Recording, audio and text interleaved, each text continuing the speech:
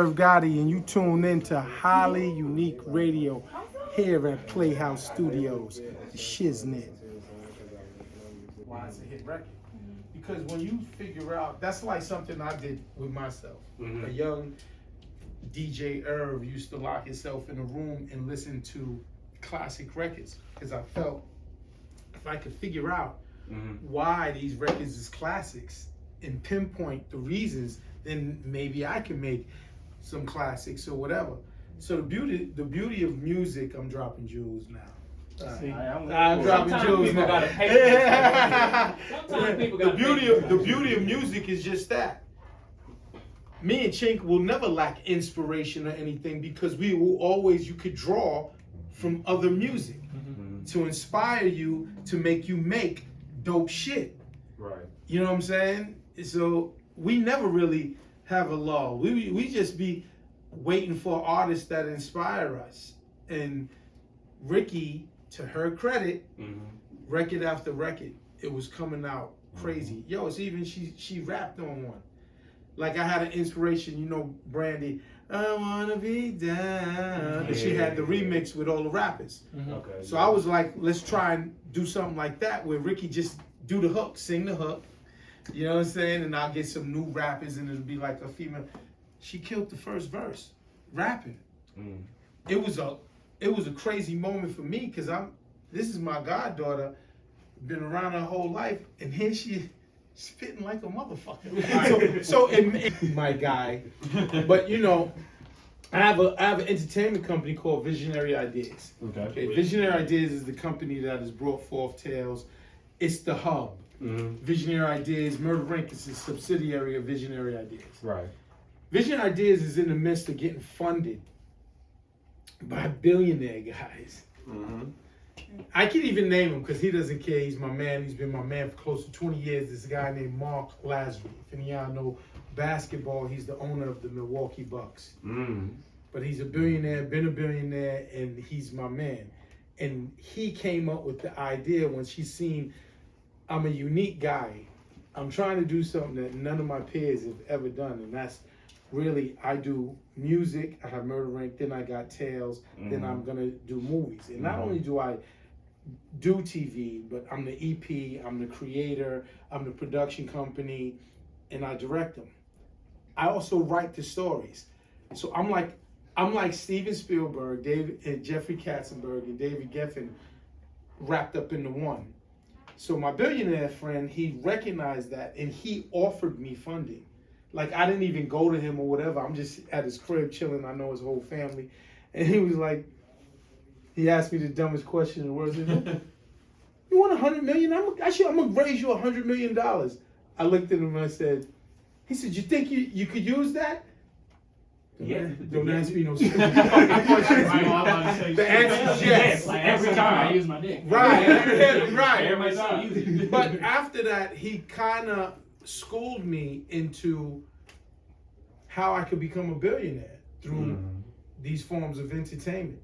He put me on and let me know that the entertainment biz sells at a 10 to 20 times multiple. I'm talking business now. For anyone that did, I'm gonna break it down. I would love to hear this. I'm gonna break it down for you. So if your company's worth, say your company's worth $200 million, then that means they can sell it at a 10 to 20 times multiple, which means 2 to 4 billion. So basically, he's like, yo, if I give you this money, you think you can make the company worth a couple $100 million so we can sell it? And I was like, yes. I have a big movie coming out. We're making it now. We're in the midst of making it. Record shit is moving. I'm like, you said you're a beast, right? Show me. I'm from Missouri, the show me state. Nigga. Show me, like I don't want to hear this no more. Make up, let it blow up. Do you go? You know what I'm saying? So how much pressure is that on you as an artist, knowing that he's gonna be super hard? Because the thing is that I like to think, it's true, I've never made music the way I've been making it with Irv and Chink. And it's not to say I couldn't before. It's kind of like being in high school, right? You're in a regular English class, and then you got like the AP English classes. You have the professors that challenge you more. Right. They give you better books to read. Professors. Hey, they might as well be. because they taught me a hell of a lot of things. Yeah. But like, they're giving me beats that I've never had access to. They're giving me advice that's never been given Direction. to me. So it's like, as a writer, does the content elevate because of the fucking category of the beat? The pressure definitely makes the content elevate because you want to impress this guy and this guy. Their poker faces are ill, and like they've worked with they've worked with the best of the best. Yeah. He's worked with Jay-Z. Mary J. Blige. You feel me? All of it. Everybody. Ja Rule alone. We just had a damn debate. Like he's worked with. You know what it is? We had a too? debate and we said that ain't too many people that want to see Ja in the verses. In the verses. Oh, that's facts. That's facts. They made a hit. You can say what you want. You can crack your little sideways jokes. Oh, 50 did this or 50 did. Now, Let's go. You want to go I right want with to the see him in record? a battle. Real 50 don't want to see Ja. He was like, nah, that's a bad one. we actually sat down and did like, so he ain't got a dub. So all you need is 20 for the verses. That's weird. Nigga, He ain't got a dub. Rule gonna have We 20 went down and all some the bonus lists. cuts. Right. And they all gonna be, when they play on, it's gonna bring people back to a place. They gonna be like, oh man, this is my I do joint. that shit like every week. Yeah. Go back to that murder. We put it down. Which Ricky, with you having to be one of the new artists on the new Murder Inc. How much pressure is that? That new marine shit. How much pressure is How that? much pressure is that? Like, dude, you and JT had them talk, so how much pressure is that? I mean, Absolutely. it's a lot. I wouldn't say it doesn't intimidate me, but it's definitely pressure. I've been dreaming about this for years, like, and it's here, so it gives me more of a drive and motivation to just go really hard. And he's my uncle, so it's like I've been privy to conversations since childhood, and it's kind of like living up to their, like, just living in their shoes, following their footsteps. So you knew from the get-go they were going to compare you to Ashanti, just cause. Of course, yeah. But at the same time, I've listened to Ashanti since I was a kid. And that's not a bad But, thing. not a bad but thing. no, but here's the thing when I say with that. But I would say it's not. There's similarities and Yeah. stuff, but I She's would say not It's Ashanti. not a once mimic. I No, no, start no, it's not a dropping mimic. music, But I'm my own the same guys who made Ashanti is making her my music. Yeah. So Facts. you're gonna see, because I'm not gonna divulge my secrets, because Ching says stop telling everybody. Yeah, Uncle, what let's you not do. tell your secrets. This is a man who got it on Fort Knox, right? Yeah, you can see you ain't getting Tell the the secret secrets. sauce. I'm a secret giver, right? Because I just don't be giving a fuck. But he said stop. But what I'm saying to say is Don't stop here, though. no. Right. Don't stop at that. No, but listen. I Herb is the one who's gonna tell you And y'all, that's how to you make got the to burger, start. and then he gonna turn to Chinks and say, "But it ain't gonna be like ours. They got the sauce, but the sauce not gonna have that love in it like ours. yeah. But you gave him the sauce, You though. gave him the sauce, and he's right in a way. You know what I'm saying? Because there is a definite way, especially with R&B, how I do what I do. And make no mistake, I'm the quarterback, right? Right, yeah. And I'm gonna tell y'all something with like pressure and beats and just the whole thing, like Oh my Ricky. god, the sessions were. Oh my gosh, it was intimidating as fuck. Listen, me and Chick, we gonna think of the template of a What? track on what we want This to do. nigga don't smile, and then this nigga has a mouth that'll scare the shit out of you. Right, because I'm like, So it's really good, right? Didn't I How many tell you times what to have he fucking made you do? walk out the room. Not once. nah, not once, No. not yet. I was about to say it's coming. It might No. come. coming. It No. might come. It's But coming. here's the thing. No, What I'm hold gonna on. say, Yeah. not just with Ricky. I want y'all to understand the reason why I feel. This is my opinion. But the reason why I feel artists make great music with me Right. is because she is trying to impress me. Yeah, I want to get She that. does That was not. dope. So she takes. People have take themselves out of their thoughts and feelings, and it's just pleasing me. And to get the reaction from me and Chink, if you got a hit record, Chink's gonna start laughing. Yeah, yeah. You don't know what the fuck he laughing about. Why did he tell your secret again? That ain't the secret of making music. That's the secret of knowing when you got a hit. He gonna be in the corner. He gonna look crazy. bad science Like type me, shit. listen, me, I'm gonna give it up. I'm gonna be like, motherfucker, this shit is. I'm gonna completely give it up. And it's the best So feeling right, in see, the world. so an artist, You're like, I don't think I need anyone else's opinion. they crave that shit. Yeah. So they not thinking about themselves or think they just thinking about when I come out, I need God to be like, motherfucker, that's that shit right there. That's what I'm talking about. Facts. Listen, it ain't Ricky. It's everybody. I'll give you a story. It's a good story. We Here in we Miami. go. Here we go. Hold on, we in Miami. Campfire. I made the What's My Name record. Shout out to my man Self. He co-produced. Yeah. Queens nigga from the hood. One of my favorite extracts. Right. So, You think this a game? You think this a fucking game? that right there. He was talking to you. You know the story. but I'm saying that's the same thing. Cause when the studio, 20 niggas, all yes men. X get out the booth after he spits his verses. He's looking directly at me. Every nigga's high-fiving. Yo, this the shit. I'm in there like this. The only nigga, and the nigga Darren from Rough Riders, he knows this too. And he's just watching. Like, it was such a crazy thing because everyone's going crazy for the record, and I'm in there like this with my head down. This nigga's looking like, Gotti, what's up? He needs that approval. He needs, me and Darren was the ones he most, like, if you're in the studio, he's looking, yo, he needs that approval. I told the nigga, I'm not feeling it. That's all you say. He said, nah, he said, well, X is that's offensive. Yeah. You know, for you to comment on this thing, first of all, he has to love you for you even to comment. Yeah. Like if you was a stranger who's in there, he'd have been like, suck my dick. It was suck my dick. Immediately, what? You don't feel it? Cause you're a fake nigga, suck my dick. Oh, no. It's gonna immediately go there. But with me, it's love. You understand? Yeah. No, I ain't feeling it. And then he's smoking his blunt. He said, what you talking about? What you mean? The lyrics? You ain't feeling the lyrics? I said, nah, the lyrics is right. Your performance. That nigga looked at me. Turn the mic on. What did he do? You think it's a fucking game? Yo, Darren? No, but Darren? Got it, you got him! D from Rough Riders said you got him. And there's the performance. What's my name? It came out. And I'm saying he came out the booth. I love it. So you know what I'm saying? Wait, so the original version didn't have that hype to it? Jay-Z. Tell me the Jay story. Yeah, well, we don't know the Jay story. I can't tell y'all the full Jay because Jay will be call me. Someone will be like, Gotti was talking about, why you gotta tell him, Gotti? But it's the truth, Jay.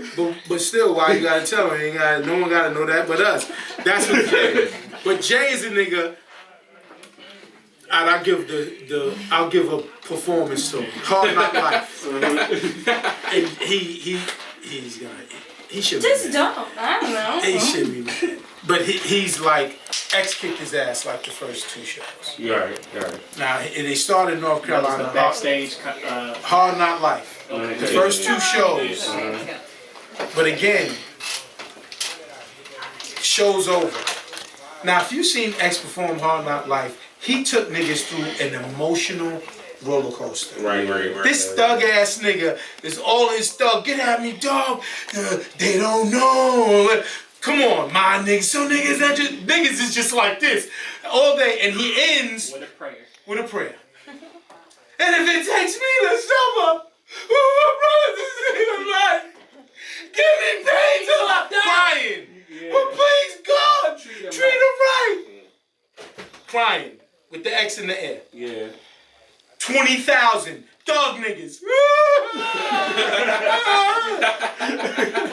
That's a hard one to go up. Yo, niggas that look like they just robbed the whole neighborhood in the bathroom just now. It's so Jay would come to me the first two shows. He wouldn't say nothing. He just stand next to me. It's that approval. It's that what do you think, Gotti shit. So he's standing next to me. The first I said, yo, listen, nigga, you can't come out to imaginary players. It's too soft. It's too lackadaisical. This nigga's putting niggas through an emotional fucking roller coaster, yo. Niggas is at the concession stand, really, when you fucking are coming out. You gotta hit him with ain't no nigga. So when they hear that, they're like, I gotta go. And they forget that they need a drink or something from X putting them through an emotional roller coaster. Right. It worked. But what I'm saying is, that's how Super Ugly came about. Ether's fucking up the world, and Jay's coming to my office every day, just not saying nothing. My brother's like, this nigga keep coming to the office. What's he keep going to the office for? I said, you know what he keep, that Ether shit is bothering him. So like the second or third day I said, bothering you? He said, hell yeah. So let's get him. Super ugly.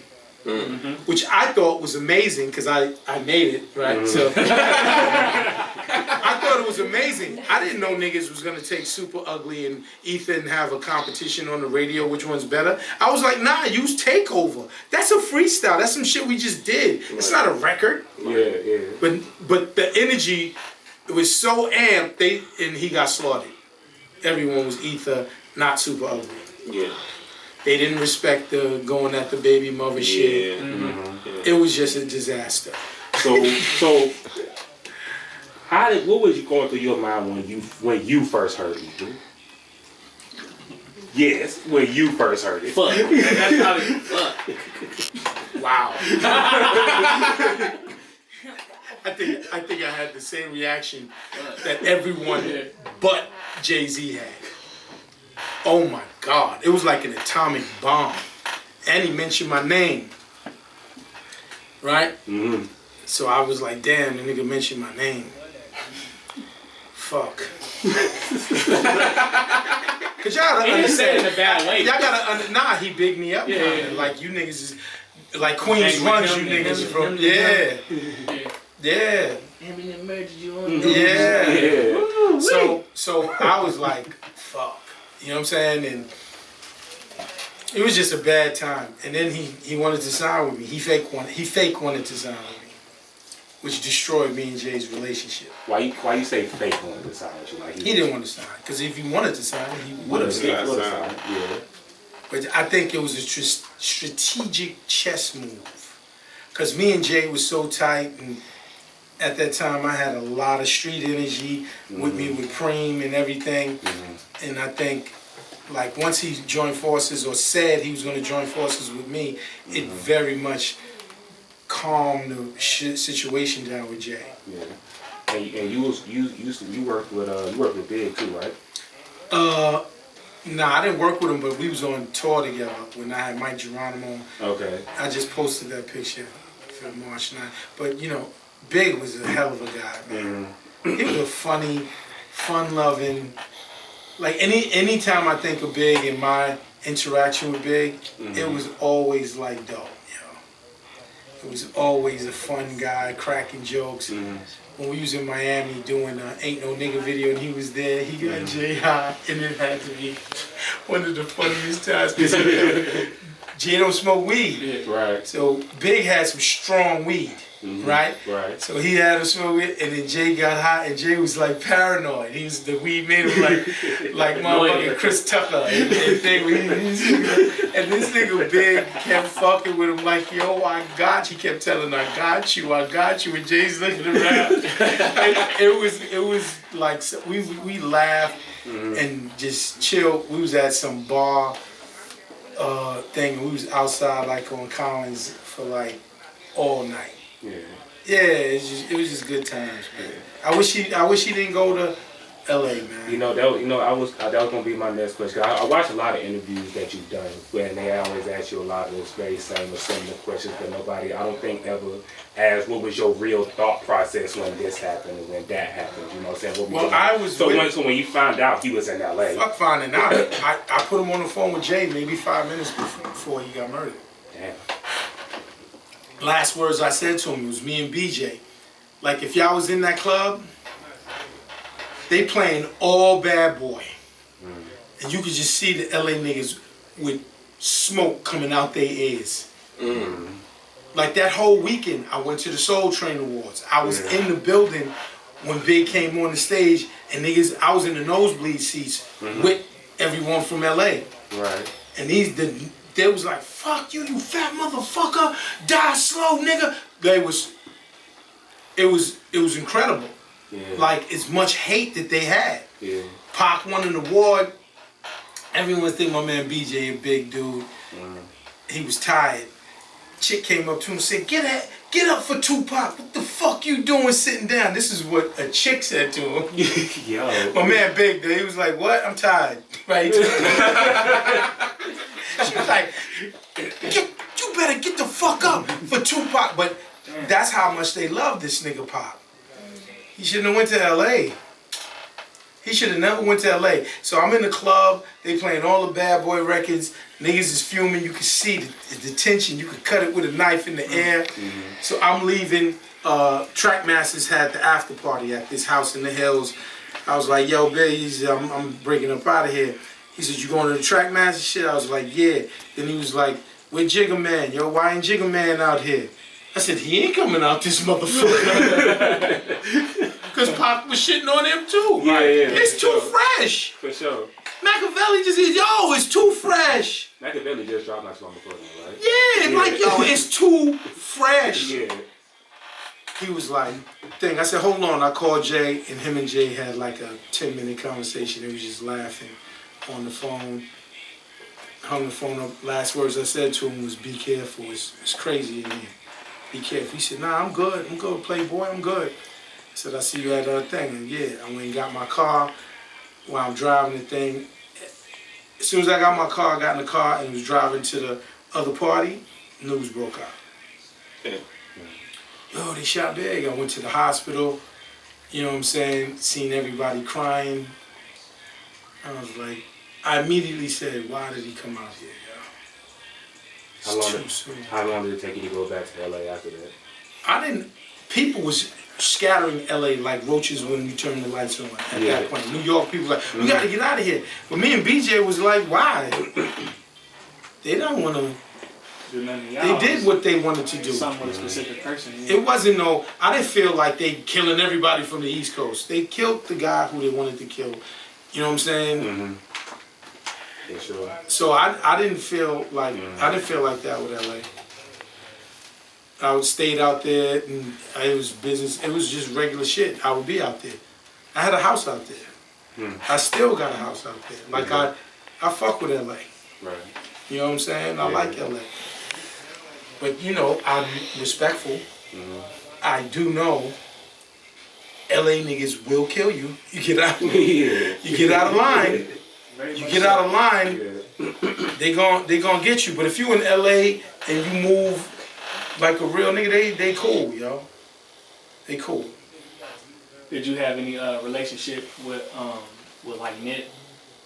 Oh man, my Nipsey shit, as I spoke to him, I still got the text. Me and him was texting back and forth, and I was telling him, having a conversation with him, telling him he's top dog now in LA. And he's like, yeah, you don't think like, well, Kendrick, I said, Kendrick is dope, and what other rapper? And he was like, yeah, I said, Game is Kendrick. I said, they all dope, but I said, it's like, you're it right now, and you repping that street shit. So I was like, you the one, just keep, and I was like, keep smothering them, keep getting on records, and keep just going. He was like, yeah, because me and him had a great relationship. He looked at me and would talk to me often about advice. What do you think about this? What do you pick my brain? All of the time. And he died like the next day. Is when he died after we was speaking, and he got murdered. How did it hurt you?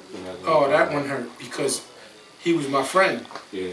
And he was really, really a good dude. If you find with Nipsey Hussle, with most people that talk, and if they talk to him, they'll say that. They'll be like, yo, he's a good dude, though. He's really, really a good person. Like, just a good guy. And he wanted to help the hood. He wanted to do everything right. And they killed him. So my next question we'll ask you two parts is, did you have any interactions with Pop Smoke? And then two, why do you think that it seems like rappers are just dying, like dropping like flies out here? I never met Pop Smoke. My brother, Chris, he had interactions with him, not me.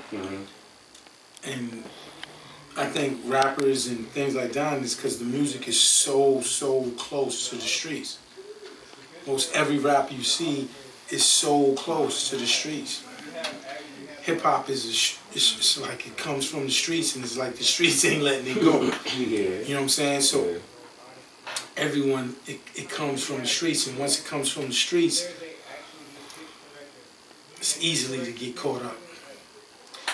You know, I like to say, like with Murder Inc., with me, at the height of Murder Inc., there's 100 niggas, 50, 100 niggas around me all day, everyone had guns, me included, right? Right.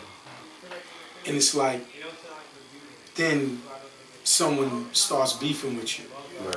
But what they don't realize and what they don't really truly get is you trying to cut the money off from those 50 to 100 niggas too, that's somehow figured out a way to eat and have a better life.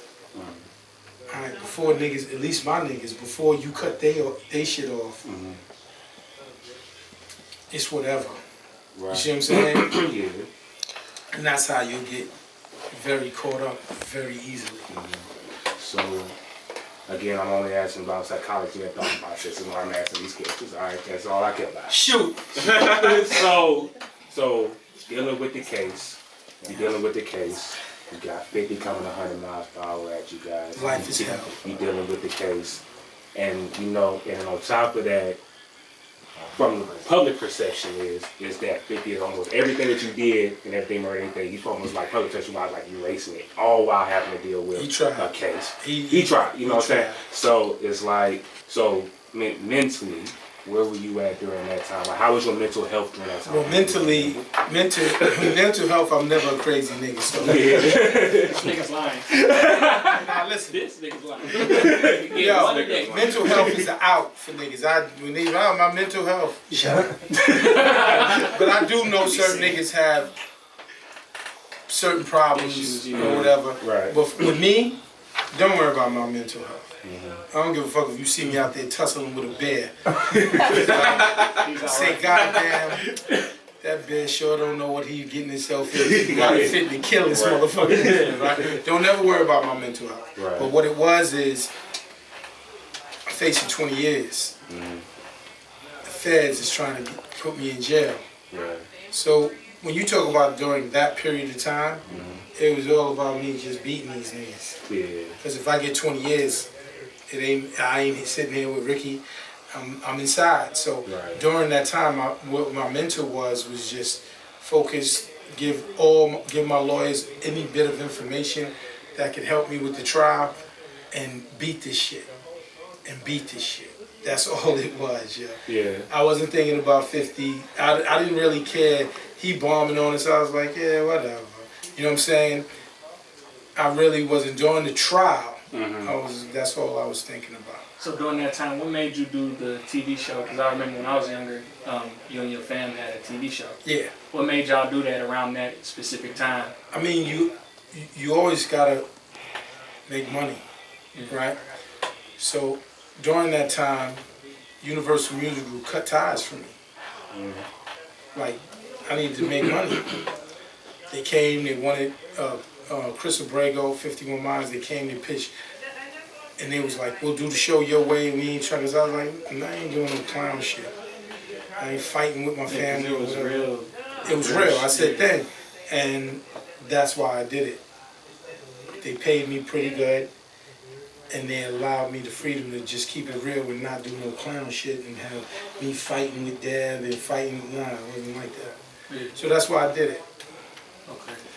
And I needed, you gotta, when your main source of income, which was the Universal Music Group, they cut ties. They dropped me. Yeah.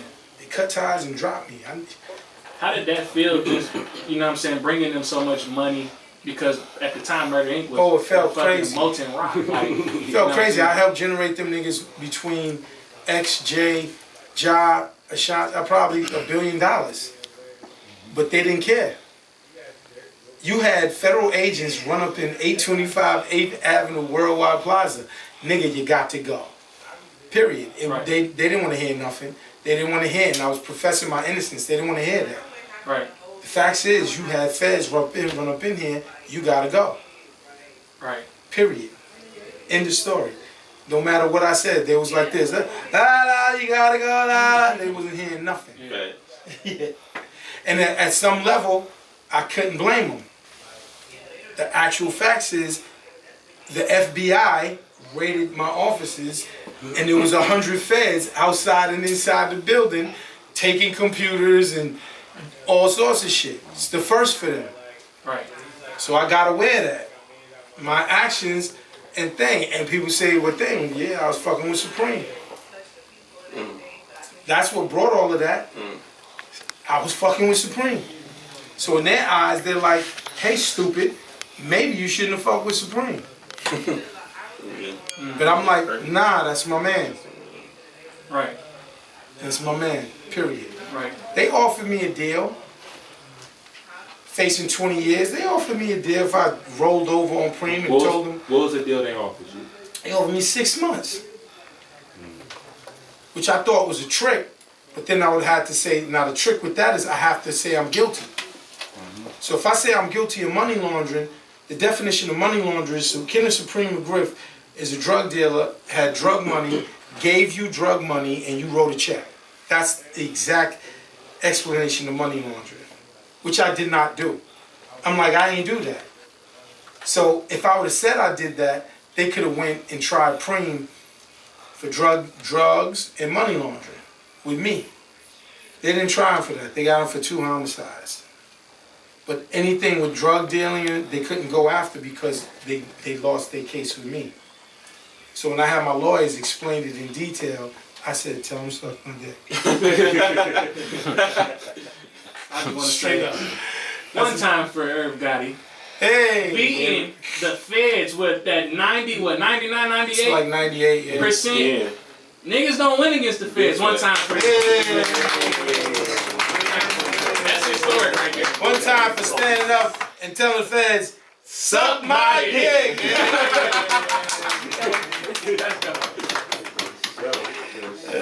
So, You know a funny story?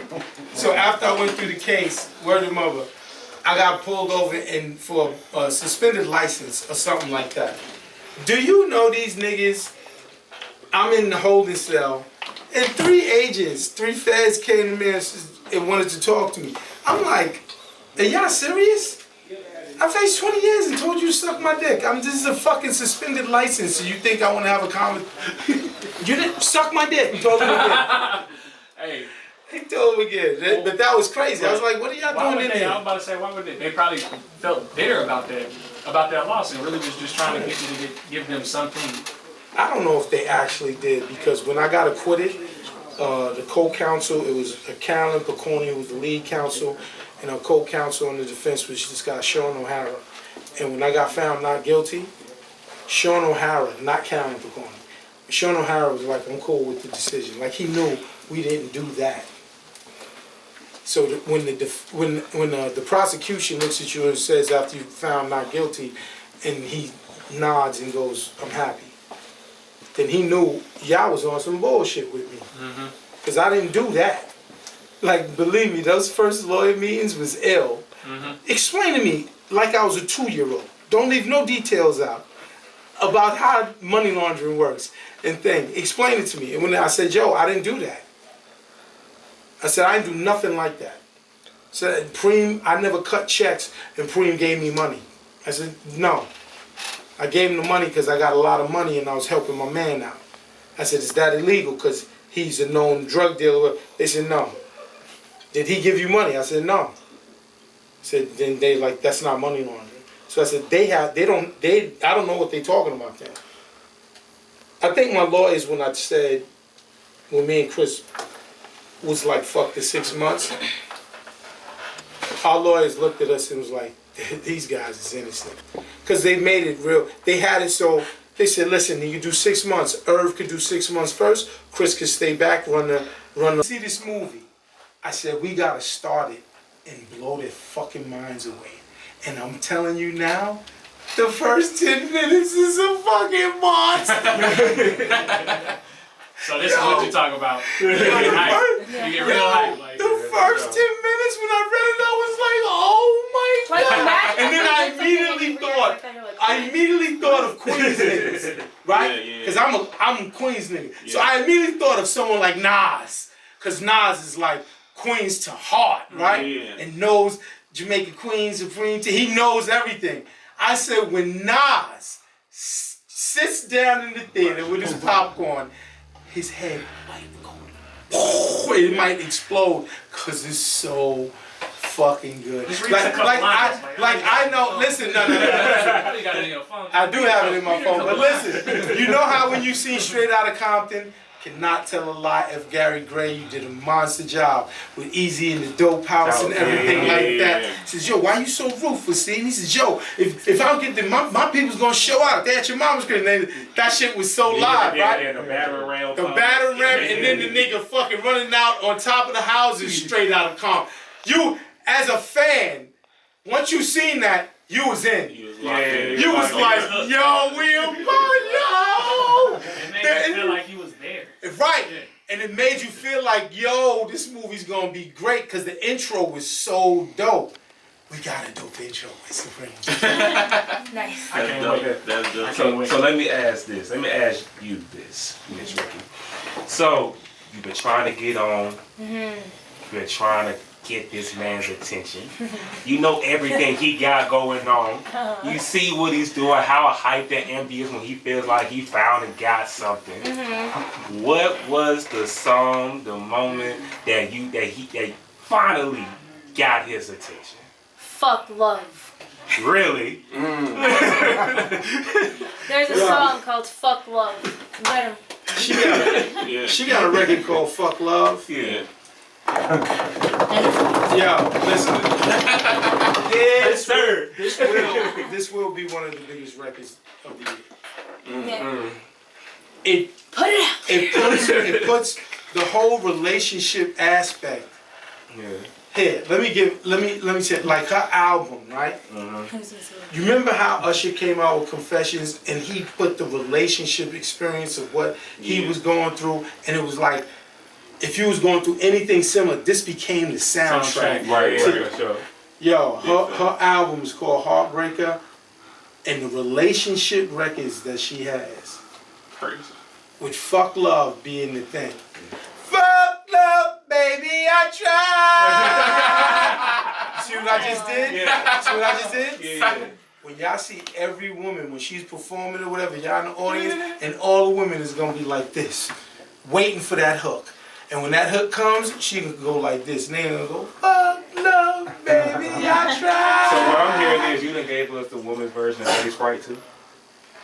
Dirty Sprite says Dirty Sprite too? To me, every time I get into some shit with someone, You that's wanna the know first why? thing I Yes. Because my first EP, it was as an independent artist, so I did it like with YouTube beats, you feel me? Like whatever beats I could get from producers I knew. So to go from that, it's called First Time Lover, then to like this, oh, it's like a blatant slap in the face to a couple. No, she got a song. Is it over? Heartbreaker. It's true. Bad Bitch is the one she rhyming on. That's gonna, you know, she's my family. So everyone is like, Gotti is family. No. But you're not a biased person though. I realize that. Yeah. I go when I hear something and go. That's why Gotti goes so hard with promotions, because what I'm saying to you, I believe it. Yeah. That's why I can't go with every artist. Any artist thinks they want to get with me, put my hand on them, you're gonna turn platinum, but it don't work like that. Me and Chink need inspiration. So the music thing works its best when she comes out that booth, fuck love, and I'm like, yo. Then you know what? Like Heartbreaker Remix, I'm running to the studio because I know she's gonna kill it. I know she's gonna kill it.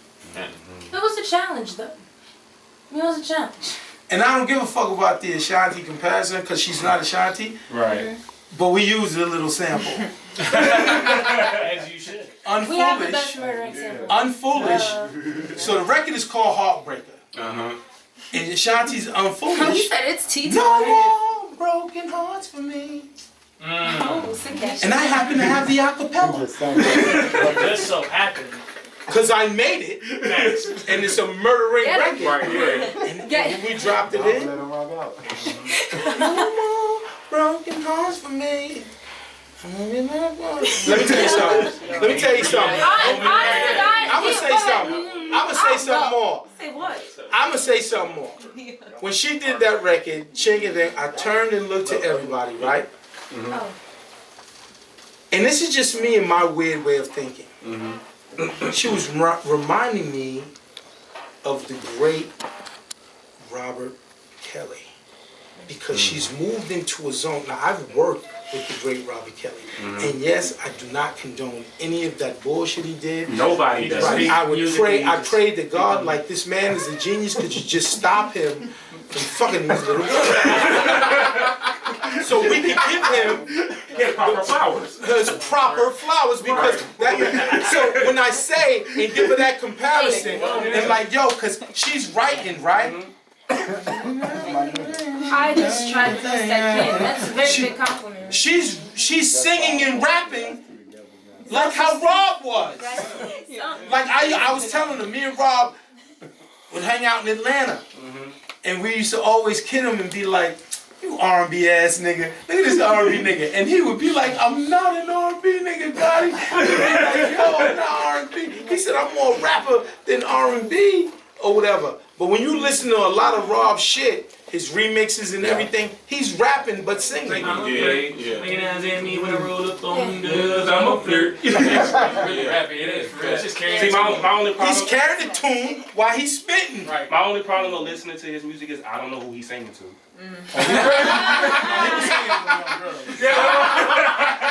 was singing to the young girl. Yikes. You ever heard that ring? He's knocking on it. Don't put me out. Don't put me out. Don't put me out. He's talking to her daddy. He cooked me. Listen. I prayed to God because he's a friend. So I actually like, God, stop this man, so he could get what he's supposed to get. He's truly a genius, yo. Like when I hung out with him, this nigga played the piano. It was one time we was in the Swiss Hotel. Y'all remember the Swiss next to Lennox? Yeah. Now, if you remember, on the bottom floor, the Swiss Hotel had a piano. A grand piano. Grand piano. Yeah. Yep. Nigga, we in there 30 niggas deep. And him and my man BJ is sitting together on the piano, and he just strumming along. And BJ's talking some real street shit. Talking about how the streets is watching this nigga, what he's gonna do, he talking some real shit. Lo and behold, I'm listening. Everything that BJ was saying, R's putting together in song form. And it was dope. I said, nigga, what are you doing? He said, chill, let BJ keep talking. This nigga was unreal to me, man. Every time I was around him or anything, he would show me talent that was unfucking believable. That man was so good, we overlooked the fact that he had a video that came out 20 years ago. We gave him so many passes. He literally made us go. Yo, hold on, but you know when I was like, yo, I kind of was like, man, this is when you looked at Surviving R. Kelly or whatever, he going to court for fucking little girls. Little 13-year-olds is fan, and he bagged her. He bagged her. Why you going to court? That's a man, I pray for him, he got a problem. There's an issue. Yeah. You going to court for fucking little girls and for fucking minors, and here's a minor with a R. Kelly, we love R. Kelly, and he, come in, and bagged her. When I seen that, I was like, there ain't no helping. So with the time that you had the Def Jam before, what do you feel about the Russ Simmons thing? That you know? Russell? Yeah. He got a problem too. And I love Russell. That's my godfather. But I done spoke to like 4 chicks who didn't even press charges. And you know when it's the thing, it's the same story. It's a pattern in the same story. Now that said, I love Russell. Yeah. Still love Russell to this day, but I'm like, damn, he got a problem. Being somebody who is that close, how can you insert yourself to help, or do you? Makes it weird, yo. That's my man, but what do? Hey, Russ, stop taking bitches. Like, what am I gonna do? Yeah. Like, so you stay out of it, like. Stay out of it. And I wish him the best or whatever like that. But to say the least, is a super awkward situation. Yeah. And I'm like not really guy like I got Ricky, and what if he did it to Ricky? He gonna get shot. Right. He's gonna get shot. It's not gonna be a judge and jury. You're gonna have a hole in his motherfucking chest. That's a great skit before one of another songs. That song's called Stingy. It has like a little dance hall type of vibe. Tell me about it. It's another great record. Yeah, it has like a. I think this one has a very like Ricky, like a J.I. the Prince vibe, but like make it female. Right? Yeah. A little more Caribbean. It has like a Caribbean vibe, but I feel like Latinas will like it a lot. Latinos, you feel me? That whole culture. So we have a bunch of different types of vibes. We have R&B, hip hop. We have a little bit of dance hall on there. We got EDM on there. Chink and Irv made an EDM beat. Yo. They don't shock me. It didn't shock me either, but I feel like knowing what Murder Inc. is known for, you might find it as a shock. It would shock me if I heard you do like a fucking some bullshit. some type of like an orchestra or some type shit. Like, well, we did damn near. Where? I You need to hear should this. have watching, witnessing Chink Santana make a beat is one of the most epic things to witness. Father Forgive Me, which is a Beatles record, right? And it's one of the best records ever, but that's when I was with Universal. It wasn't right. But it may be one of the greatest records that me, Chink, and Seven did that record. Chink did the drums and Seven did a live orchestra. When you hear it, it's like, it's amazing. It's different. Father Forgive Me, and it's a Beatles record. Eleanor Rigby is the Beatles record. Like what people need to know about me, Chink, and what we do. Eleanor Rigby. That's the thong song. No, I'm saying Beatles. The thong song took the keys from there, but Cisco had somebody else play it. The guy who did the Star Wars thing, right? Oh, word? Yeah, for sure. Score one for Cisco.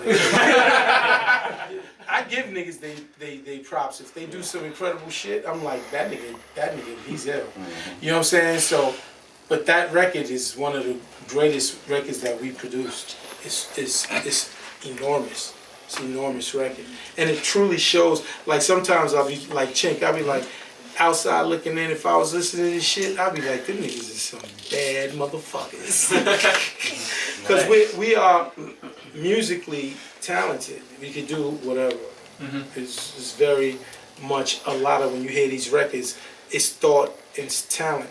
And in a way, as crazy as it may sound, right? We're like the outcast of the industry right now by making good music.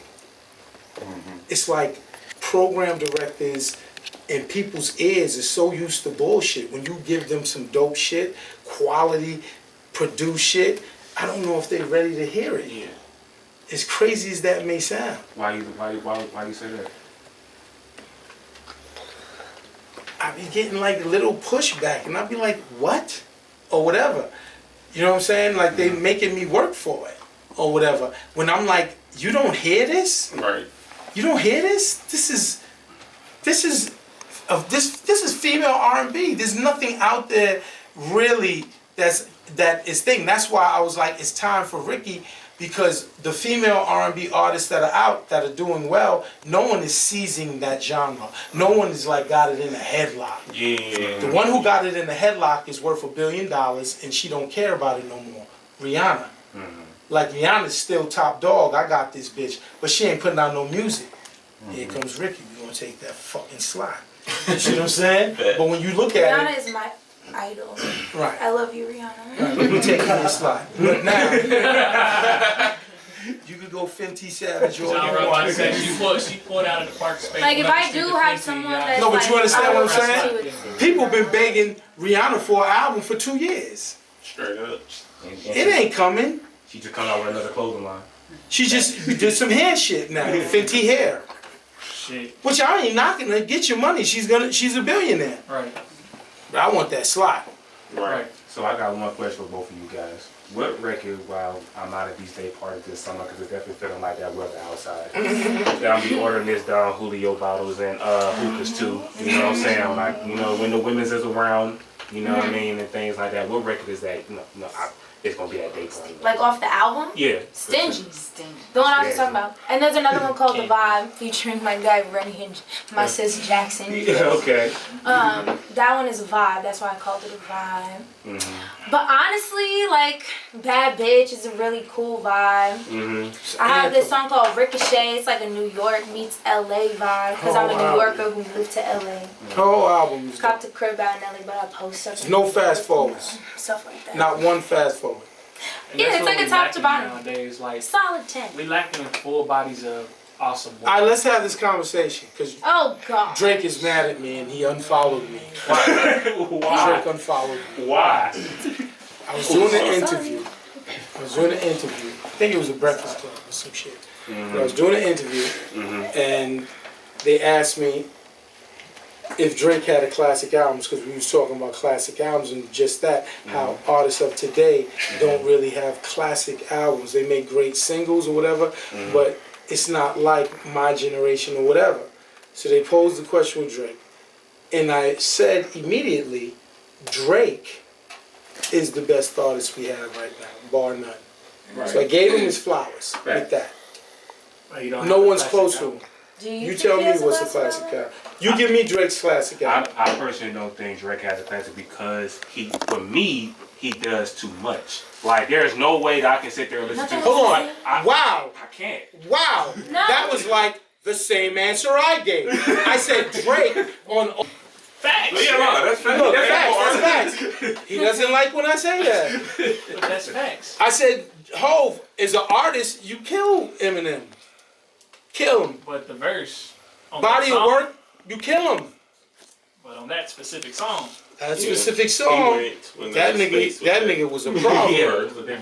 That nigga was a certified But to problem. me- So it's to be not like, honest with I think, I'm gonna make a prediction. I think Drake's next album is gonna be a classic. Because he got so mad at me for saying that.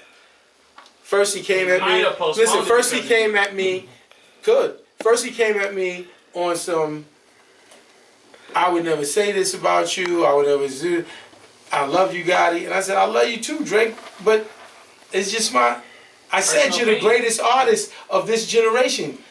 But if you ask me your album, I don't know. Look, you said it too. Drake is an artist as a whole. Forget the albums. He's top dog. fire. Yeah, he's one. it. He's it. I'ma always listen to whatever it. he drops. But I said, yo, and I said, you could easily have a classic because there's a lot of albums. If you'd have just left off those 2-3 records that you trying, or you know these are different. You know what I'm talking about. The slow songs that has the tempos like 40 beats per minute. And chips to the Because the people that come or whatever. the people that come in that love Drake rapping, when they hear that, Am I right or wrong? I mean, I'm right, I right? don't know. No, but I don't know, because if you hop in it, like them songs that you don't listen to that might have that slow, you might hop in the car with a random girl and she love that shit. Oh, the girl is gonna love it. the girls love it. A random, I mean, what crowd So you he going has after? classics. I think Take Care and Nothing Was the Same was classes to me. Nothing Was the Same is great. It's so amazing. I like Nothing Was Maybe the Same. I'm an old better. head. I could be Come old through. head syndrome. How old are you? 30. So you right there borderline. You J. Cole, middle child. You middle child. But like I'm 50 years old. No, but it's your And preference. like listen, man. Doggy Style. Classic like a motherfucker. Look, I just tell my Chronic. friends the other day.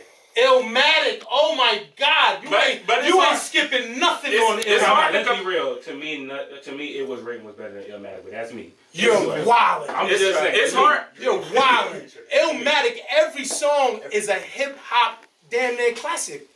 Every song But y'all on that see y'all shit. name. Represent. But Straight up shit is real. But there are again, new y'all classics name- that I fuck with. y'all Like, name- I'm like, to me, Migos Culture is a classic. To me, YG's My Crazy Life is a classic. I think Dirty Sprite 2 is a classic. I think those three projects are classics. That I've came heard out Dirty recently. Sprite mentioned as classic. Migos Culture, there is not a single song on there that I skip. I can literally listen to that whole album. I can be in the club, they play the whole But album. you in the agree club with and me, I'm playing. Drake doesn't have one. I don't think Drake has one.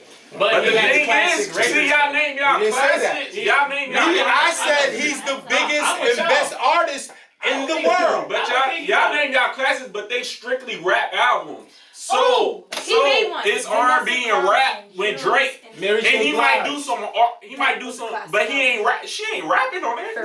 But I'm saying he doing both Mary J. in one Blige, album, My and y'all Life, don't like to hear R. it. Kelly, 12 Play. These are classics too. Classic. Not a classic album. I love Drake. But if he thinks I give a fuck that he unfollowed me.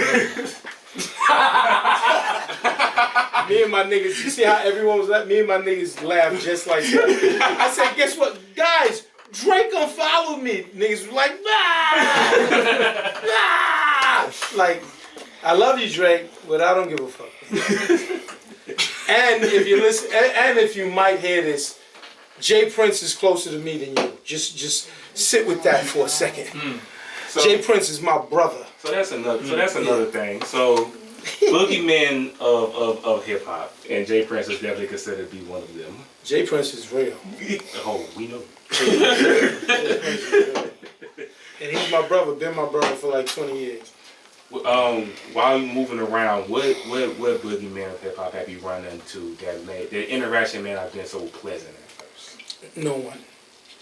I've been good with everybody. All of the boogeymen, I'm gonna go on, and they know me, and we respect each other. So I've never had a boogeyman thing or anything like that. Knock on wood. Definitely. So Rick, protect the demons. Your inspirations. It's easy to say, name off, the murdering people as inspirations. Like outside of them, you said Rihanna is like it for you. Who else is just like that? That like, you know what? Here's a random one that people probably wouldn't guess. Lin-Manuel Miranda. Who the hell is that? I know. He wrote In the Heights in Hamilton. He's Hamilton. a playwright. So, like, I just think his story from out of college, he wrote a play called In the Heights. It took him like 4 years. But he brought it all the way to Broadway and became a phenomenon from it. So that's what I'd like to do with my career. I'd definitely like to bring like an album of mine or some sort to Broadway and have like a whole play written, directed, and performed by me. Kind of like that Carmen movie on BET.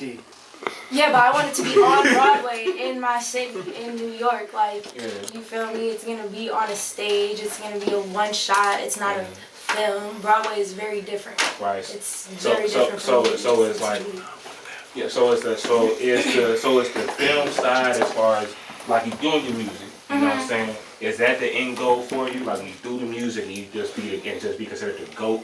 You know what I'm saying? Or is it music like a stepping area to something else? Like where is it? I would just say I'm an all-around artist. Like I'm just a creative ass bitch. I just love to make shit, and I like to crochet just as much as I like to make music. So I would love to have my own crochet line one day. I apologize. I'm ghetto. What's crocheting? It's kind of like knitting. It's like, but with one needle. What just happened? It's like your grandma probably made you like a blanket or some shit. Man, or like a hat. Don't worry about it. You'll hear about it. You never got a knitted sweater with you. It's okay. Listen. Maybe you could get a ricochet sweater one day. So, But yeah, and I like to act, sing, all that. So, for the people who are just now discovering you, who is Rikki WOODZ? Alright, Rikki WOODZ is an R&B artist out of New Rochelle. See, that's one thing that also gives me my spunk, I'd say, with my writing. I hang out around a lot of like true New Yorkers, and when I say where I'm from, they're like, you ain't from New York? No, just because New Rochelle, it's in Westchester. So I would definitely say I'd like to put New Row on the map. You feel me? #914. We got Funk Flex showing us mad love. Enough is showing us mad love. Ty Boogie been showing us mad love in New York. So it's really cool to hear the songs playing on New York radio stations. Because that's the goal. That was the goal of mine last year. So to have it all happening now is really cool. That's dope. Are you the only one out of all your cousins and siblings who actually doing make music? I mean, we all work in the music industry together. My brother used to make a couple songs back like a few years ago and stuff. But I would say what's the verse, Brittany? I had to open the studio, that's why. But then I say I am the one cousin that like went down that path of just actually following their footsteps. What made you so focused on doing it? Right. The freedom of expression that I find in music is like no other. When I was going through a tough time in my life, it was like the best way for me to like let things out. So I love to just create music because it's a vibe. You can listen to it over and over. Other people can listen to it and relate to it, you know. Like I just met Jackson not too long ago, and her and I relate through my music all the time because she goes through very similar situations that I did when I was her age type shit. So that's another reason I love to create music, just to like, you know, the chemistry you create between like your audience and stuff, it makes you feel like you're not alone, which is cool. So it's like a whole vibe that comes with being a musician. That's what's up. So how do you feel about relationships at your current point in your career right now? Right now I'm super focused. I would say it would be silly of me to give a relationship too much time if it wasn't something that's been built like years before, because I'm in a position where it's like now or never, all or nothing. Right. So it's like tunnel vision to the max. That's what's up. That's what's up. So like, what's the vetting process? Like you meet a guy, you know what I mean, and now you gotta bring him around the family. Oh, I mean, listen. All I can imagine is That look. he's motherfucker on Bad Boys when he opened up the door. They're intimidating, That's but you. they're actual, like, when we brought our, like, first boyfriends, all of us were, like, very nervous, because it's, like, we know how they are. But they're actually cool. Like, her dad, my Uncle Chris, his brother, he always says, that's your piece of shit. And he's like, that's not my problem. If he crosses the line, it'll be my problem. But, like... I have a skit in front of Stingy. Yeah, it's classic. Where the skit is like a Bad Boys Martha, and I'm like, yo, and I'm basically asking Ricky, what you gonna do with all these? I said, NBA players, soccer players, baseball players, hockey players, rappers. I said, what you gonna do when they start sliding in your DMs? And she's like, I'm not thinking about that, right? And I said, yo, it's all good. You're a pretty girl. It's logic. So I was like, you know, it's all good by me. You niggas just be respectful. Cause you got a bunch of uncles that I mean, put a I kind hole of in like your it. motherfucking chest. I feel like it's You know what I'm saying? separated. Like she got, you know what I'm saying? She we understand that we ain't, like I don't care, have fun, that's fun. Relationships, whatever. Even if you break up, it doesn't matter. Right. Just be respectful. Be respectful. Don't put your hands on it. But that's Because like... if you like to fight, We can fight. no, I'm gonna bring around some niggas who really love to fight. You understand? And I got plenty of those that really are good at fighting. He's dead serious. I know he is. Yeah, don't put your hands on it. Be respectful. Y'all could fight and argue. Just be respectful. You know what I'm saying? Now, if you ain't lined up, and I told Ricky, you know what I'm saying? I told Irv her. is actually the nicest one. Who's the worst one? Chris. He's like, when it comes to the girls, he's not nice to the guys. Irv is like, what you see is what He you don't get. smile. Uncle Irv is like the same with everybody. Yeah, but I will tell a nigga, you're gonna fuck around and you'll get shot. That's true too. You know what I'm saying? Smile when he like, I ain't got to talk around. Y'all wanna hear the, No, he's like the one that they're not even No, gonna go up. listen. Angie, Uncle my Chris daughter. will go up to me like, I She's like shouldn't have done 16. She brought her first boyfriend around. that. Oh God. I said, yo, I want to meet the nigga. So boom, the nigga comes in. My house, Jazz house, he comes in. I said, listen, go on my shirt. I'll pull out a gun, click it back, put it on the table. Oh, to my mom's And first then I look boyfriend. at him. No, to Angie. Oh, My Angie. Angie. Look, I put the gun on the table. Why would she do that? Let's just be honest and respectful. That's... This nigga is fucking shitting. That's what I do. I said, I go, I'm only fucking with y'all. I ain't gonna shoot. I'm only fucking with y'all. Put the gun back. But my man's son was outside. Oh God. I said, I ain't gonna shoot you. I said, he's gonna shoot you. And this nigga, he was scared to death. He was scared to death. I said, I ain't gonna shoot you. He gonna shoot you. It's the laugh for me. It is. It's the laugh. The way he's laughing. Kick out of it is just like. But you know, I'm joking, but I am serious. Can I answer all y'all the question? Because I've seen a lot of, I've seen a lot of interviews from you guys and things like that. And I've seen Chris's interviews. He don't smile. And when he does, it's kind of that little. But you want to know something? Like, what's up with that? Like, you know what I'm saying? Yeah, I know that's my ass. Like, I want to know what's Chris is very business minded, business But oriented. he's the coolest, funniest. They're both the coolest, funniest people. Right. But they know it's a different way at Sundays at Nini's and shit. Yeah. We just laughing and joking and having fun like that.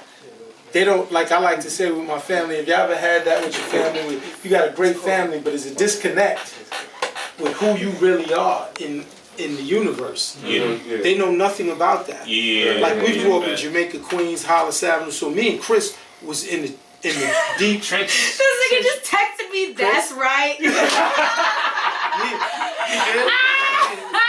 Listen, me and Chris, our sisters is older. I'm the youngest of 8 kids. It's the Lorenzo family tapping into But this listen, interview. I'm the youngest of 8 kids. My sisters is all beautiful. That's right? hilarious. So they was partying in the city. And it also, my sisters is what I feel has given me an edge. They was dating white boys, Jewish guys. One of my brother-in-law David, he's Jewish. Yeah. So they was all older than me, so they all took a liking to me. So it was like, even though we was from the hood, my sisters wasn't from the hood. They was from Manhattan.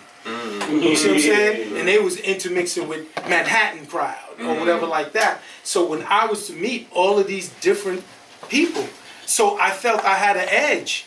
Because when I go meet with Bob Backish, the president and chairman of Viacom CBS, You know how to talk to him. I'm not like BJ. He's a nigga. You understand? Yeah. So he is physically trying not to be a nigga when he's in that meeting. Like I like to say, my man's DNY. These niggas is Harlem, Yonkers, niggas, right? So when they in the meeting, they may not be able to clean it up. They still gonna be like, yeah, we gonna get it lit and fucking popping. They're gonna talk like that. Where Bob Backish, he's gonna be like, I can't do it. I didn't learn how to talk to white people until I was in my 20s. Before then, like my early 20s. Who's a nigga? Yeah, like So you know exactly what I'm talking about. Yeah, exactly. Yeah, I've been cultured and educated, so when I got in the room with them, I didn't have like a fear or I had to change. Yeah. I knew how to be myself and get my point across and make them all fuck with me and like me. Yeah. This is a big edge that I'm saying, because most niggas off the block, it'll work in hip hop, because hip hop, they want niggas off the block that's hot or whatever, so they'll deal with you. But I could honestly tell you, in TV and film, it's not gonna fly. Right. You go to meet with executives in TV and film and be like, yeah, you know what I'm saying, yo, yeah, we gonna do this movie, right? Last week we shot these niggas up, and I'm telling you, that shit was like a movie, son. That shit was a movie. Like, Bob Backish is gonna look at you like, could you get these niggas the fuck out of my office and do not have another meeting with them ever again? Like, it'll work in hip hop, but to do what I'm doing in TV and film, you better know how to deal with them and talk to them and get your point across the right way. They don't need you. See, like with music, we could go in the basement, or someone could come in highly unique radio in the facilities that Rich Black is like has got cultivated. Right. You can make a record next week. The record comes out, you're the hottest motherfucker on the planet. You cannot do that with a movie. You can't. All right, let's go make a movie. Yeah, exactly. You cannot do that with a TV series. Yeah. You have to deal with these executives, deal with multiple attitudes of people, and get it on. It's a true testament that Tales is season 3. Yeah, it's hard. Fucking right, it's hard. When you first got in, how into the film thing? I gotta thank Stephen Hill. Stephen Hill, he was, because what was happening to me, BT, he was the boss BT, black guy.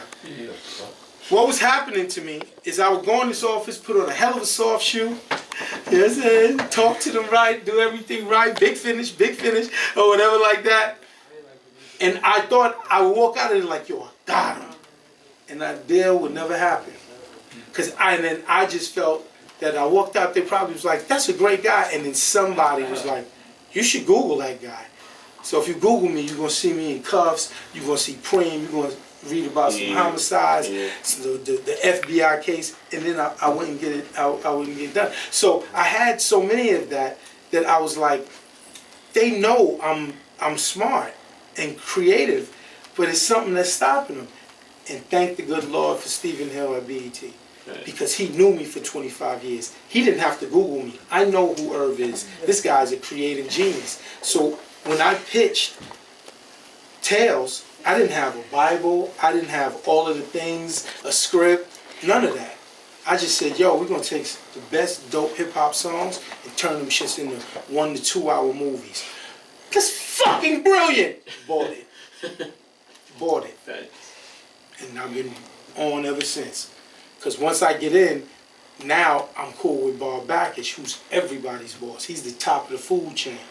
And I could honestly say he's one of my best friends in the game and who supports me and thinks I'm a genius. And this is why I'm going to continue to do this shit. You know what I'm saying? So what track with Rikki is it going to be? Man, Heartbreaker. The one that we're hearing. Starring me. We meant to tell him this idea. It came to us over a Cypher last night. But we were like, wow, Heartbreaker would be a great Tales episode. Dramatic stuff. That's my godfather. I deadass, if there's anything that I learned from Irv, oh my gosh, it's how to tell a story. Like, no one tells stories like that. And you gotta believe in yourself. And you gotta believe in yourself. Nobody can tell you. You gotta nothing. believe in yourself. That's again when I told her, like, he would get in your face like this, and he'd be like, so you think you're a savage? You think you're a beast? He's like, do you know what tunnel vision is? I'm like, yeah. He's like, so what did I just say? I was like, I don't remember.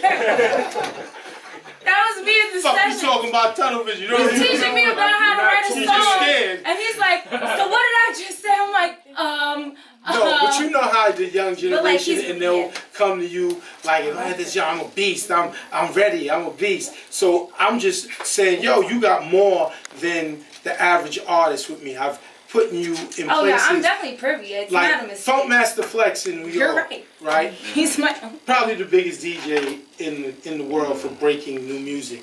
He played Heartbreaker for fucking 10 minutes, bombing it like she was fucking a rapper. It was Right? insane. Yeah. Did Right it after we again left the club. other day. Did it again the other day. So you getting that kind of love. You're not getting regular love. So I looked at Rennie and I looked at and looked at Rikki. Y'all talked all that shit. Let's see the beast. You beast, right? The You beast telling has me been you beast the activated. whole thing. Flex is bombing her shit. Oh yeah. All right. Get it popping. Oh yeah. I don't want to hear that shit no more about I'm a beast. But to me, it's not intimidating. I love a challenge, so I'm like. Y'all feel me though? I definitely feel. Yo, show me. And then I'll go back to my Mike Geronimo days in my first record. And I didn't have Flex and an uncle who was helping me. But I beasted. I got that shit on, and I got on and popping, and I haven't looked back since. So I said, don't talk that beast shit around me, because you talking to a beast. I genuinely feel like I'm a beast. I just have more time to put into baby beast. other people. She's a baby beast. Not here, but I say this with Rikki. Watch. I've been on my grind. Hold on. I say and this I'm with Rikki. still on it, and we still going. That pen and pad and her on her little eye and writing lyrics, I'm giving her savage beast status, which is the best thing. Yeah. So when it comes to making the records, so the best thing for me and Chink, watch this. This is how you get the best out of me and Chink. You beast out and make hits. Because you know what me and Chink doing? Not every beat. Yo, she on killers. It was like that's what we had with Ja, Jay, X, Ashanti. We had that. Lloyd, even Lloyd too. Yeah. Me and Chink knew if we made an ill beat, they gonna kill it. They gonna kill it. And we have that with Rikki. When we did the remix and she stepped on it, it was like, yo, we make it. Now I want to make an album too. We ain't stopping and just keep feeding her because with a pen and thing, beast. I've been waiting for Rennie's bitch ass got to show me he's a beast. And Rennie is a beast. Let me tell you something. He's the main nigga screaming I'm a beast. The main nigga screaming I'm a beast. In my opinion, what are signs sometimes of a beast from a manager? Go ahead, finish what you're saying. It's not me. Fuck it. I'm talking. Listen, a sign of a beast is someone who doesn't quit. You don't take no for an answer. Sometimes, you feel me, the waves are a little ripply. They're not going that fast. But then sometimes you catch a big wave. that's my brother. So you feel me? We on the way together. We've been rocking Sign of together a beast since birth. for Rennie, for right now, is to help, with not me, but him, help the record get on in New York City. One thing that Ricky has that is a huge plus, New Rochelle loves her. She went to New Rochelle High. She's a New Rochelle product. She's repping New Rochelle. So I'm telling Rennie, who worked at the New Rochelle Boys and Girls Club and fucks with everybody playing basketball and thing, I'm like, okay, New Rochelle fucks with you. I know this. Take advantage of it. Get Ricky's record on. I said, you could call and request it. Why could you call and request it? Flex is playing it. Flex is on and playing it. You see what I'm saying? So they could call and they could be like, yo, I want to hear Ricky. Funkmaster Flex just played it. I'm from New Rochelle and I'm 16 or whatever. We just gotta keep applying pressure.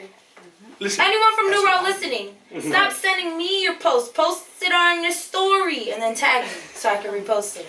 that's what I did. Hey, Irv Gotti did it. Why didn't you do it? Listen to me. Listen to the beast. I found out when they was answering the phone, because if you ever tried this, they don't always answer the phone. So I found out they was answering in the morning. I wouldn't go to sleep so I could fucking thing. And I had Nene, my mother, would call her. I would be out and about doing because I didn't sleep. I would call Nene 7 a.m. Nene, how many times you get through? She said, I got through like 2-3 times. What the fuck you talking about? You got through 2-3 times. I need 10. Call, yo. What the fuck is wrong? She said, okay, I'm gonna call more. I was screaming on my mother. I'm about to say beast mode. But then you know what happens with the beast? The biggest gratification. Coming in at number 4 on the new 4 at Hot 4 Most Requested Songs of the Day, Mike Geronimo, It's Real. Oh! I'm like, Johnny Drama, victory! Right. Because now the record is added. If it's on the Hot 404, it's in rotation, getting like 25, 30 spins a week. So how does somebody do something like that today, in today's climate? Nigga, figure it out. That's his answer. Yo, how do you? That's what we're trying to That's do why now. we are still like. That's why the beast mode is also saying like you can't give up, because when the OGs tell you figure it out, then we gotta figure that shit out ourselves. Figure it out. But guess what? We gonna figure it out. Figure it the fuck out. Facts. You're a beast, right? You're a beast. So- when I say yo, I'm like I'ma get I'm Rennie like over a here. fucking I not need a Rennie rap. over here. Foot on necks. I need Give Rennie Rennie over here. Let's to get the Rennie over here. I need middle. Rennie over here. Ladies and gentlemen, we You got gotta figure it the out. beast himself. Oh my God, the beast himself. Rennie. Nene, here comes Rennie, Nene. Nene Reddy's here. So, I'm not one to like to hear people talk about somebody without that person speaking up for themselves if they right there. Tell us how and what you about to do to help your sister break. Oh man. Oh. Tell us about this beast that they speak of, He because right said, I now it's wasn't just ready for a right now it's a question. campfire tale. Right now it's a myth. Tell him, Rennie. Like he said, he gave us something he didn't have. So him telling us figure it out that's just what's already known. We gotta figure that shit out. We gonna do it. Period. We was trying before we got there. You feel me? So any lane we touch, we fucked up already. So this is just a new lane. We gonna fuck it up. Facts. What You obstacles? didn't answer the question. We gotta figure it out. We're gonna figure it out. Look, so what obstacles have you had to overcome? Maybe our day is Instagram. Tag Funkflex on IG. We gonna figure it out. We got Instagram. We got social medias. So what We got obstacles? people calling in. Can I Nene interject? said Listen, can I Go interject? ahead. Before this, Rennie, I will say, That's my is an up and coming party promoter. So he's in the game kind of already. You feel me? He's in the game and could put on parties that could generate a packed club. So he's already in the game in that regards or whatever. You know what I'm saying? I press upon him that with the love that we're getting from New York City DJs, the biggest DJs from Flex, Enough, Top Boogie, you know what I'm saying, and so forth, Sus One, everyone, Envy, Clue, you know what I'm saying, Cass One, don't want to mention Camelo, you know what I'm saying, Self. Don't want nobody feelings hurt. Exactly, it's very thing that if they happen to hear that, don't hear their name. Trying to be nice for what? Nah. So I'm pressing upon him with getting that support that he can have an influence in request the record. So the PDs and the people who look at the request, they'll be like, yo, Rikki getting a lot of requests. Maybe we need to play this record or whatever. You know what I'm saying? So that's one way I feel he can be stout that's I know could have an effect. Then he has a bunch of other ways that all involves me giving him money. Yeah. Then he has a bunch of other ways that, Uncle, if you give me $1,000, I could get it, and I'm like, no. You know what I'm saying? Yeah, they want to see what you do, This do just- Without the money, nigga, I could give anybody money and do something.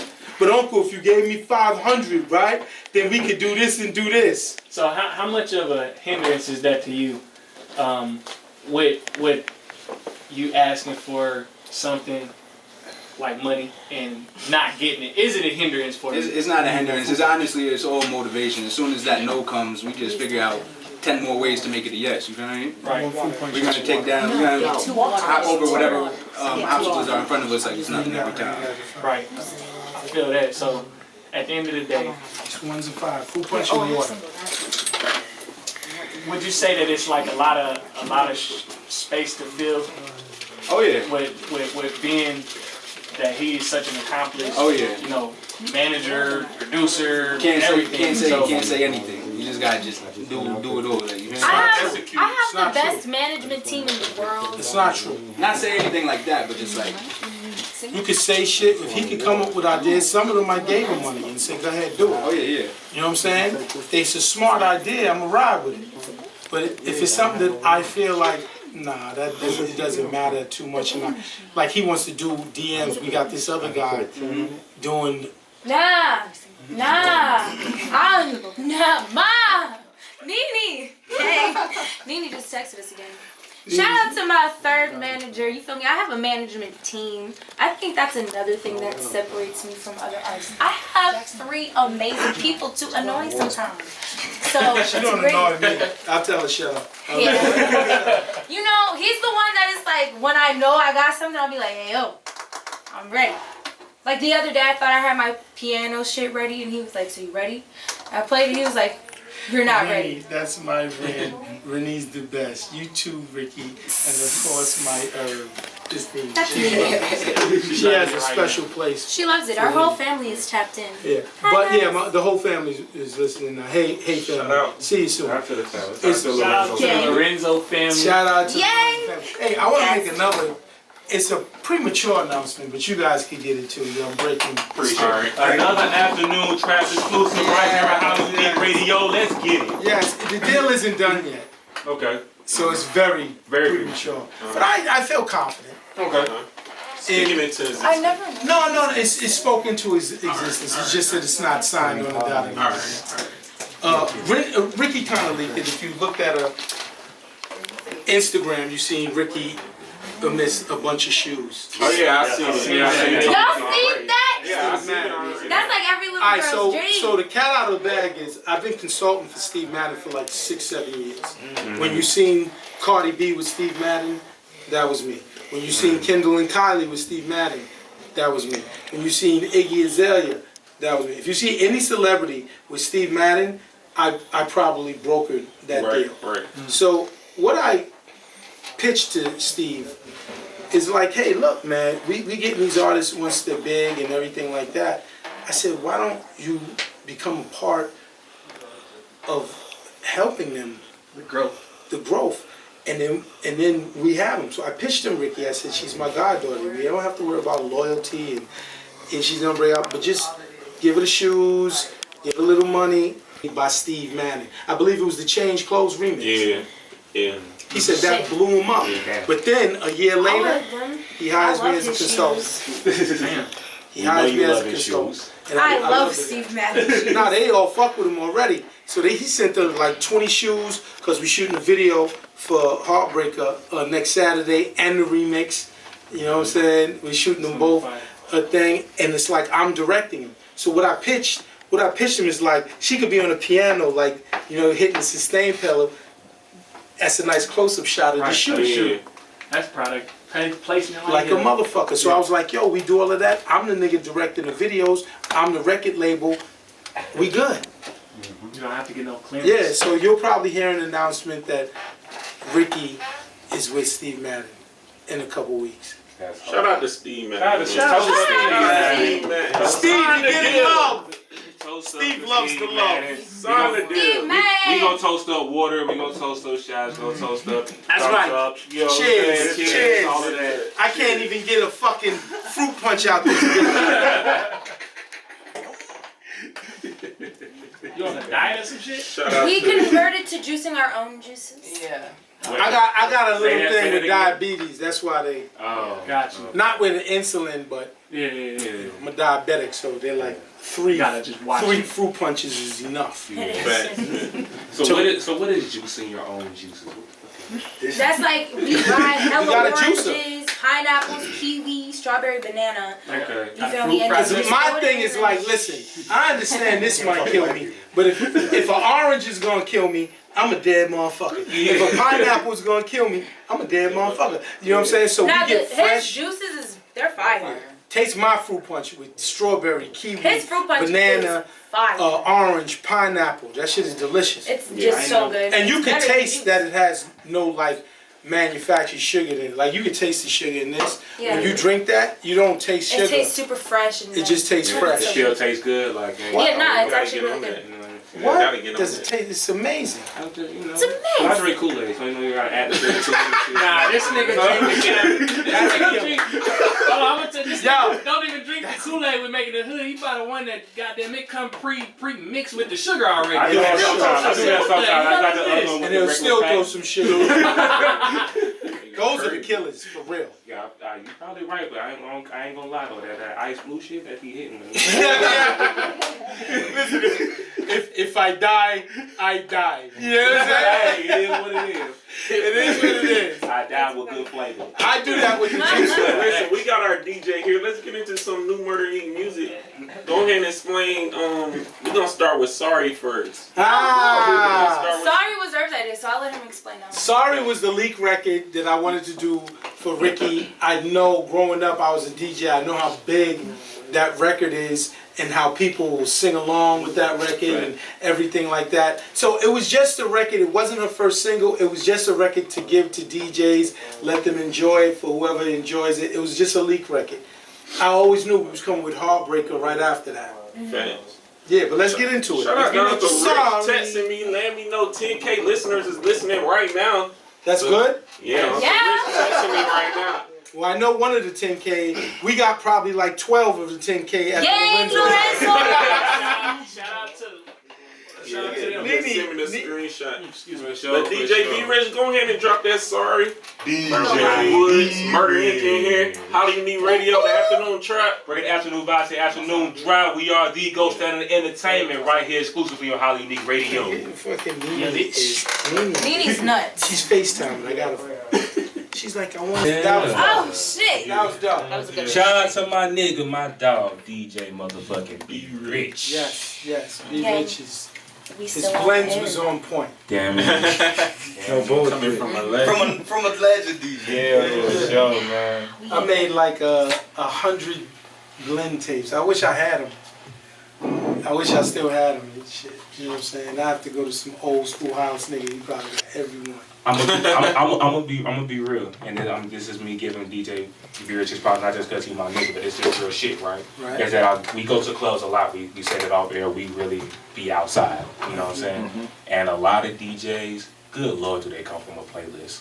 Yeah. I can predict what song you're about to play next, and that's Yeah. my first time hearing you. I already know what you about to do. Before you even get to it, I'm already preparing myself to start rapping the next song. They probably stealing playlists and just playing other niggas' playlists. Yeah. Honestly, they shit. Probably Apple's top 10. We in the day and time of people with not a lot of talent. So, Yeah, for real. you know what I'm saying? They probably just taking it and hitting play. And one of the worst things I actually hate about DJs is when they have two at the club. And I'm like, I've heard this same song 4 times. They don't. That's true, actually. Yeah. I wish DJs would play old school vibes in the club more. I feel like it's just an exciting. Big shout to all of the DJs. You should have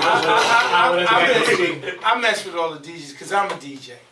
So I understand DJs, even the bad ones. Yeah, I understand them. I understand. They trying to get their money and doing what they do. I understand. I salute all the DJs too, but if there's women in the room, dog, why you playing the underground trap shit all night? Why you playing underground trap shit all night? All night. There's a few of them I know. I ain't gonna call you out. You still my nigga. It's just, sometimes I don't want to hear you close out the club. That's all.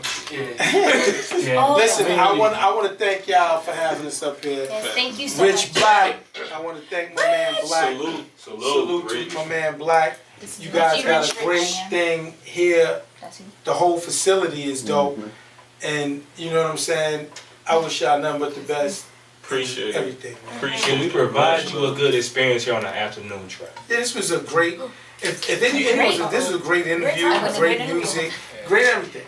It was a great vibe. We appreciate y'all. We appreciate you taking your time out to bring your Thanks dope for being music my up here. first interview. This was my first interview from all the new They all music. ain't gonna be like this. Okay. We one of a kind. Yeah. What? Don't think you gotta go somewhere else and just gonna Can't get Yeah, y'all were really very, very, very cool. Yeah, this was dope. We'll be back. We'll be back. Remember the first interview with Ricky, and we'll be back when she's With that Drake feature. when she's Rihanna level. Ooh, facts. And guess what? By that time, we'll be bigger than the Breakfast Club. Say it out loud. That's it. Yeah. You guys say it out loud sometimes. Hey, I know we that. That's big. They say who that? We that. Alright, so we gonna be at yo Fly Guy, your pictures on the wall. Yeah, he started here first before he went to his 94.5. Yeah.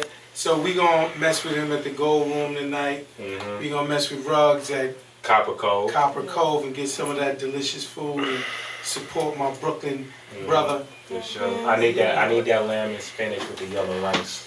That sounds kind of fun. Ruggs, The jerk chicken pasta. We got the jerk chicken pasta. Jerk chicken pasta. I ain't never been. Y'all might catch me up there. Yeah. So I see y'all over there. We gonna go back, chill for a second. You in Atlanta? If you're in Atlanta, I'll Gold Room. on air. Copper Cove and Gold Room, man. It's the play. That is Let's the play. That's Meet the play afternoon of the trap and Murder Inc. there, but don't come talk to us. Hey, on that note, man. You won't want me shooting in the gym?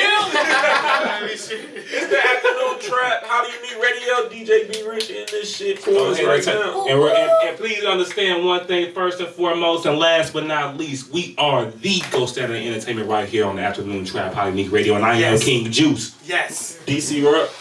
They TMG with the special and talented guest, Ricky.